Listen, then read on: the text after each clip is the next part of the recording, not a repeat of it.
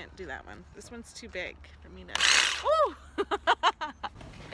Okay, welcome back to the Petite Plantation. So last night I posted a photo on our Instagram and Facebook of all of these buckets, and I let you guys guess to what we were gonna do with them, and I'm gonna like spill the secret. We are gonna do a DIY culvert out of all of these buckets. A culvert for our driveway would be about $500 or $600, and we're super cheap, so we don't want to pay that.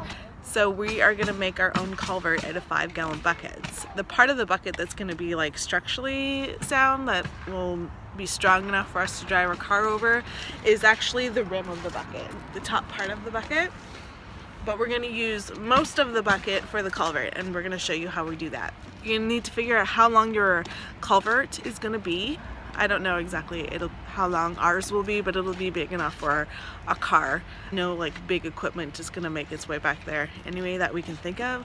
So we just went with, I think it's gonna be like a 20-foot culvert. Might be longer than that. How long is the culvert gonna be?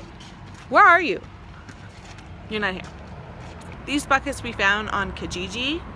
It's kind of like the Craigslist of the Maritimes, and we spent $3 per bucket, but we're gonna recycle them for our driveway, so we're not like buying new plastic or anything like that to put in the ground.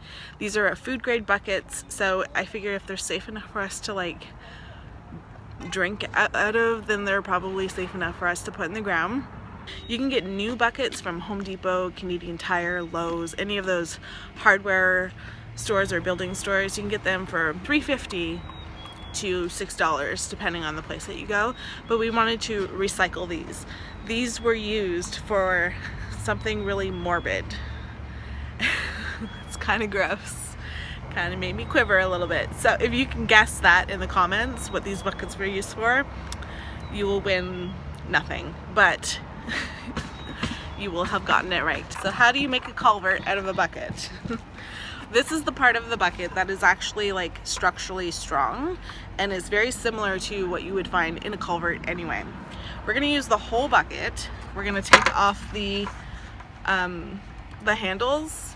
We're gonna try and reuse these somehow, but we don't know how yet. If you have any ideas on how we can reuse these on our homestead, leave a comment below, because we're trying to be as green as possible.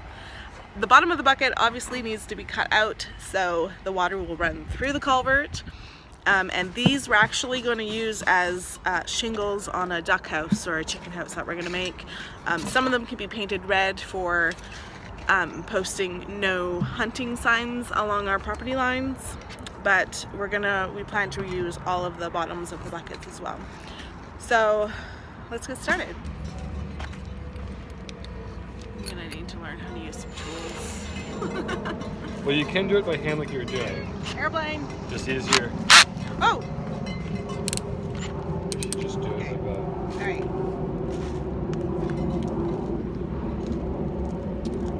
Just gonna wait for that airplane to fly by.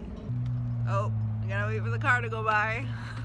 We choose a bad spot for this today. Yeah. Oh! Okay. No planes. Oh, now we have a pheasant. Okay, so first thing that you're gonna need is some tools. So my husband has a Ryobi fetish. So we're gonna need a drill with a drill bit large enough for the jigsaw blade to go in. Basically, we're gonna put a hole in the bottom of the bucket, which in this case is okay to put a hole in your bucket. And then we're just gonna cut the bottom of the bucket out, and it's that simple. And then once we're done that, we're not going to do the next step here, but the next step will be to screw all of the buckets together. We can't do that because we don't have room for like 40 buckets in a row inside the RV, but the next step will be to screw all of the buckets together, stack them, and then dig a hole, put the culvert in, cover it up. But this is what we're doing today because we have time before we go back to the property, and it's beautiful. It's nice and sunny, and I feel like I'm getting sunburned. So let's get this started.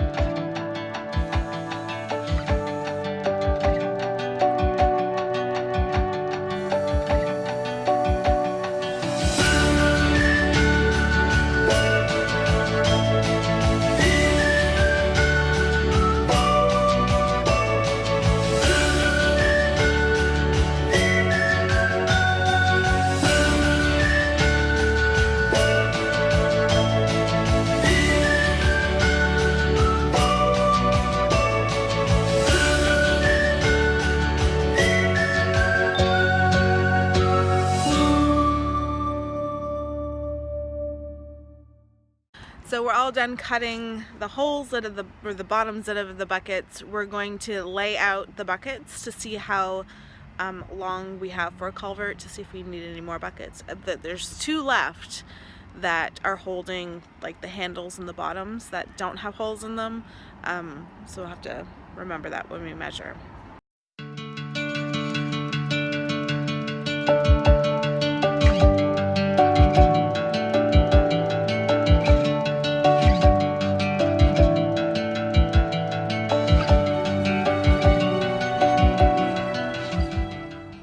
So we laid out all of the buckets and stacked them on top of each other, and it measures, with the 2 that we don't have holes in, it'll measure about 12 feet long, so we're gonna have to get more buckets, right? Yeah.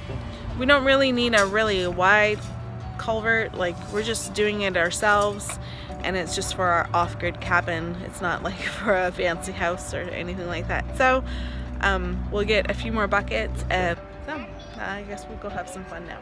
Okay. Bye.